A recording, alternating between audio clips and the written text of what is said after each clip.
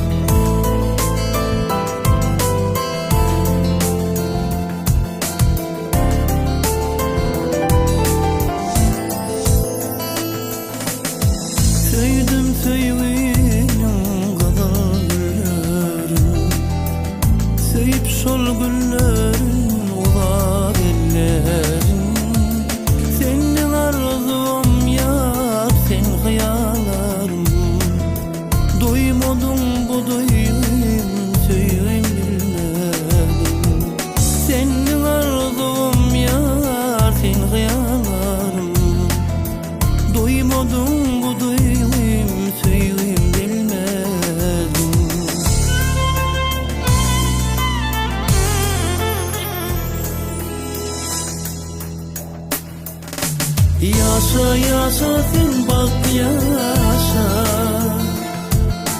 bahtın açık olsun hemişe. Geçen günün her bir fırsatın unutma aylar aşa. Yaşa yaşa sen bak yaşa, bahtın açık olsun hemişe. Geçen günüm her bir fırsatım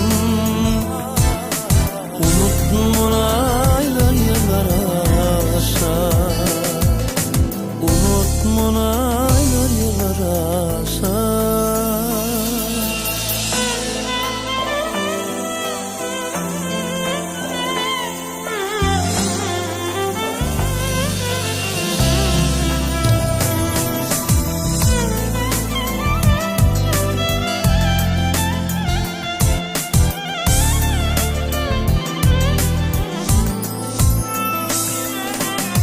Sensin durmuşumda sevdiğim gözyaşı, sensin kalbimde acı gözyaşı.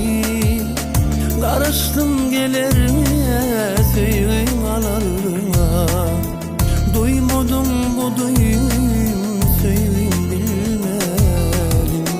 Karıştım gelerime sevdiğim alarına, duymadım bu duyum sevdiğim bilmedim.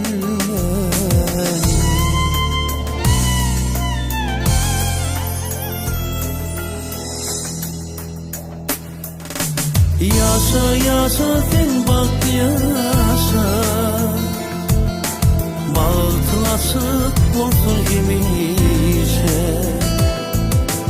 Geçen günüm her bir fırsatım unutma aylar yıllar aşa. Yaşa yaşa sen bak yaşa, bahtın açık olsun hemişe.